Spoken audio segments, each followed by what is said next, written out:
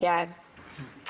I'm incredibly proud to rise in this House to speak to our Opposition Day motion, an NDP Opposition Day motion that makes it clear that the Liberal government has been on the side of their rich friends, governing in the interests of their rich friends at the expense of Canadians, at the expense of working Canadians, at the expense of Canadians who are struggling day in and day out. Now, our Opposition Day motion, as many would have referred to today, touches on a number of key points and really provides a contrast to a clear contrast as to how the Liberals have looked out for their rich friends rather than Canadians. I also want to outline the last part of our Opposition Day motion that demands action, where we say that, therefore, at the very least, the government should recover the $12 million given to Loblaws for fridges and reinvest it to the benefit of working Canadians and their families. Madam Speaker, we are here in the House today demanding action on behalf of Canadians. And I wanted to touch on two main themes coming out of this Opposition Day motion. One, the misplaced priorities of this Liberal government. And second, the way in which this government is greenwashing its agenda, pretending that it's taking on climate change, when in fact it's not. First, we've heard a number of Liberal members of Parliament today and obviously in the weeks and months prior talk about their defense of middle-class Canadians. In fact, the title of their most recent budget touched on their defense of middle-class Canadians. Well, I welcome them to come and speak to Canadians where I'm from, in northern Manitoba, to hear from them how their life has in fact become more challenging in the last few years. Yes, under the previous Harper government, but also under their government. My region has seen sustained job loss. In fact, just my hometown, Thompson, in the last few months has lost 600 jobs. In a community of 13,000 people, that figure is devastating. All of those jobs were the value-added sector of mining in our community. The best jobs, the best middle-class jobs, jobs that women and men have done for decades, jobs that are integrally linked to processing the wealth that belongs to the people in our region and our province. Unfortunately, both the previous Harper government and the current Liberal government did not stand in defense of those jobs. In fact, previous governments were all too happy, or the previous federal government was all too happy to ensure the foreign ownership of the company that existed in our area without any protections for jobs. And fast forward a few years later, we were sold out, and government, especially this current Liberal government, was nowhere to be found to mitigate the kind of damage that we've gone through. Now, if you go down the highway, Flin Flon, another proud mining town, has also experienced great instability, where Hut Bay most recently talked about the impending major job losses in that region. And working people, the labor movement in that part of our region is fighting hard to try and find solutions for workers. But unfortunately, once again, this current federal government is nowhere to be found.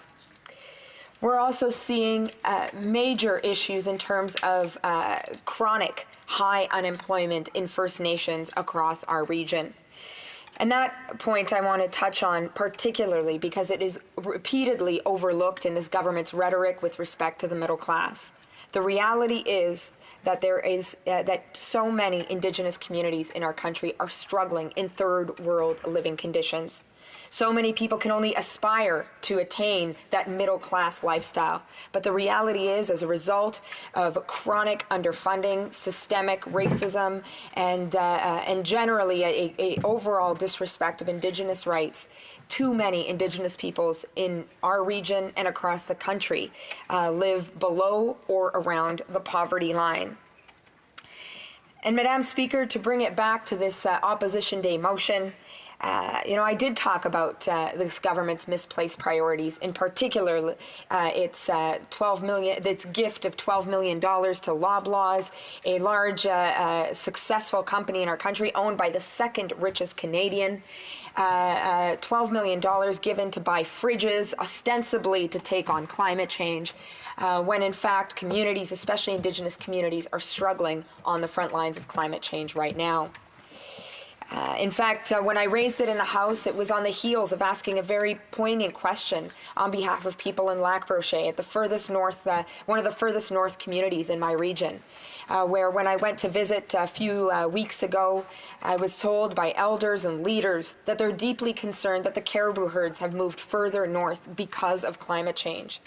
And that means that their community that has relied on the caribou since time immemorial is struggling because caribou are their way of life. And what they wanted was some support, some financial support from the federal government to be able to support a community hunt. And what they also talked about was the need for immediate, urgent action to take on climate change.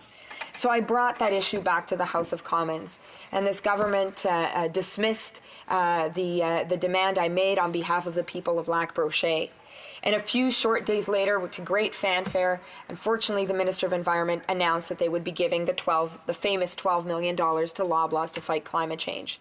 No money for Lac Brochet, no leadership on climate change for First Nations and other Canadians, but all the money for some of the richest Canadians to greenwash their corporate agenda and this government's governing agenda. Madam Speaker, what we're going through in our region is nothing short of a crisis in different ways.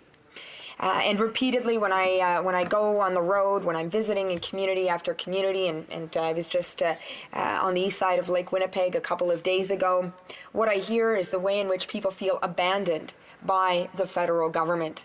They were hopeful about the statements that were made by the Prime Minister, who talked about a new way of working with First Nations, who committed to reconciliation, who committed to working with First Nations on a nation-to-nation relationship.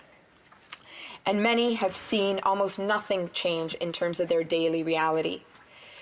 It's no secret to many of this House that one of the biggest issues facing First Nations and the on-reserve reality is a housing crisis. I visited Poplar River last week, where I was told that there is a waiting list of a need for 80 to 100 homes. In Barons River, there is an average of 7 to 10 people living in every house. And the young man that works on housing made it very clear that the current housing that exists is not adequate for most families because it has mold and it requires major renovations. He asked, where is the federal government? So while we hear a federal government that that has in rhetoric a commitment to First Nations, the reality on the ground is very different. It continues to govern in such a way that that First Nations people struggle, that people in resource dependent areas struggle. For example, where I come from, and repeatedly the federal government is nowhere to be found. But if I can just finish on the major question that we also raised through our Opposition Day motion, which is this government's lack of action on climate change. And I say this not just knowing the reality in our north, where climate change is a reality that we live with every day, but also here in the Ottawa region, where so many people are struggling right now to fight rising water levels. I was moved by some powerful words of a young woman that across the ocean is shaking people up and showing leadership on climate change, and most importantly, calling for leaders to do something about it.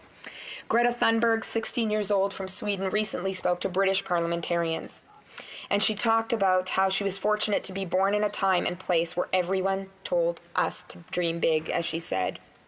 She went on to say, now we probably don't even have a future anymore, because that future was sold so that a small number of people could make unimaginable amounts of money.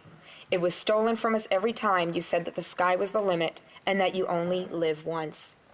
Madam Speaker, young people like Greta, like young people, young Indigenous people in our country are making the connection between the misplaced priorities of governments like the Liberal government to benefit their rich friends at the expense of so many Canadians, at the expense of truly showing leadership on climate change.